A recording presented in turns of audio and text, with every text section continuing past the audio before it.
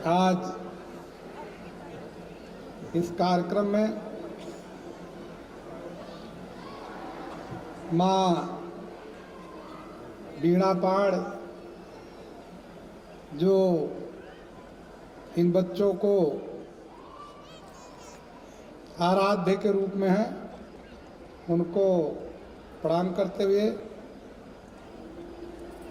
इस Singhania educational institute के management committee के चेयरमैन हमारे अत्यंत प्रिय भाई ओम प्रकाश सिंघानिया जी और आशीष सिंघानिया जी और प्रबंध तंत्र से जुड़े हुए सभी हमारे प्रियजन, इस इंस्टीट्यूट के प्रिंसिपल श्री हरीश चौधरी जी समेत सभी सम्मानित शिक्षकगण और सम्मानित शिक्षिका बहनें,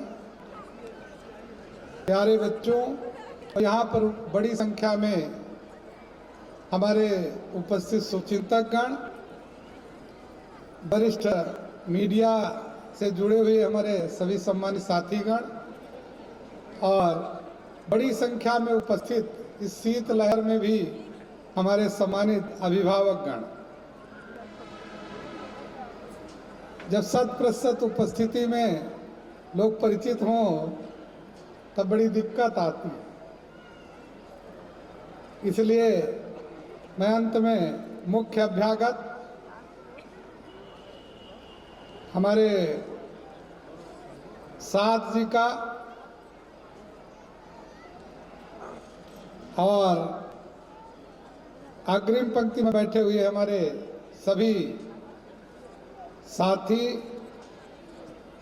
परिजन, उन सब का हार्दिक स्वागत करता हूं, अभिनंदन और वंदन करता हूं।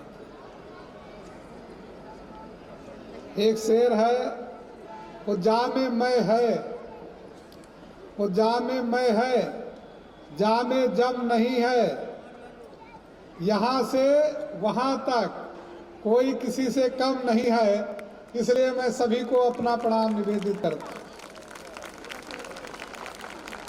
अभी मुख्य अभ्यागत का उद्बोधन हम सबने सुना। ये निश्चित रूप से उन्होंने वो सतसैया के दोहरे जो नाविक के तीर देखत में छोटे लगे घाव करे गंभीर, बहुत संक्षेप में अपनी बात कही, लेकिन एक बहुत मैसेजिंग स्पीच थी। हम सबको उन सबसे बहुत कुछ सीखने की जरूरत है। इसी तरह गोस्वामी तुलसीदास जी ने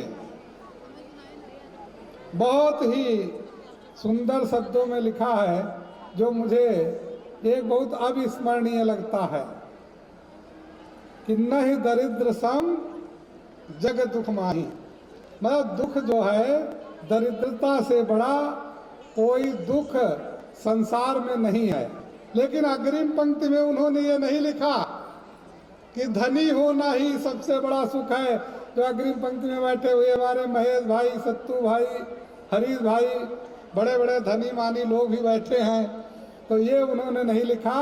उन्होंने लिखा नहीं दरिद्र सम दुख जग माही, लेकिन आगे उन्होंने लिखा संत मिलन सम को सुख नाही। यहाँ हरीश चौधरी जी ने मुझे आमंत्रित किया, एक से एक विद्वज्जन, एक एक हमारे परिजन और अग्रिम पंक्ति से लेकर के पीछे पंक्ति तक बैठे हुए महान विभूतियों का, उन संतों का मिलन सिंघानिया एजुकेशन इंस्टीट्यूट की वजह से हुआ। इसलिए मैं इंस्टीट्यूट का आभार व्यक्त करता हूँ। अभी बच्चों ने बहुत सुंदर परफॉर्मेंस दी। पढ़ना जरूरी है, लेकिन पढ़ने के साथ साथ और भी कुछ जरूरी है, क्योंकि जमाना बदलता है, स्लोगन बदलते हैं, कहावतें बदलती हैं। हम लोगों के ओमी भाई के बचपन में कहा जाता था, पढ़ियो लिखियो होइयो नवाब, खेलियो कूदियो होइयो खराब। लेकिन जमाना बदला, टॉपर बनिए, जिस क्षेत्र में जाइए, reading habit is best habit, इसको आत्मसात करिए, लेकिन टारगेट साधिए, लक्ष्य साधिए और लक्ष्य को प्राप्त करने का प्रयास करिए। किसी भी क्षेत्र में खेल कूद करके धोनी, तेंदुलकर, रोहित शर्मा आज अपना नाम कमा लिए और हर तरह से संपन्न हो गए। सिनेमा जगत में जा करके अक्षय कुमार, अमिताभ बच्चन महानायक कहे जाने लगे।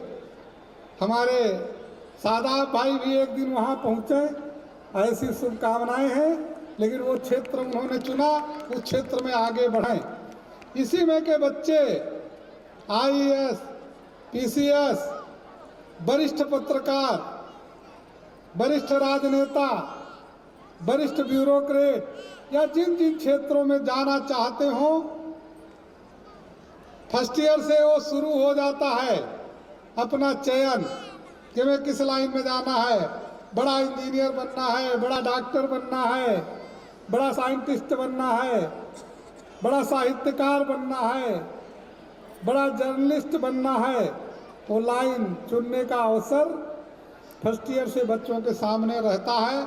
उसी विधा में वो आगे बढ़ने का प्रयास करें और जिस लक्ष्य को पकड़ें, उस लक्ष्य को निश्चित रूप से प्राप्त कर सकें, अपना टारगेट अचीव कर सकें।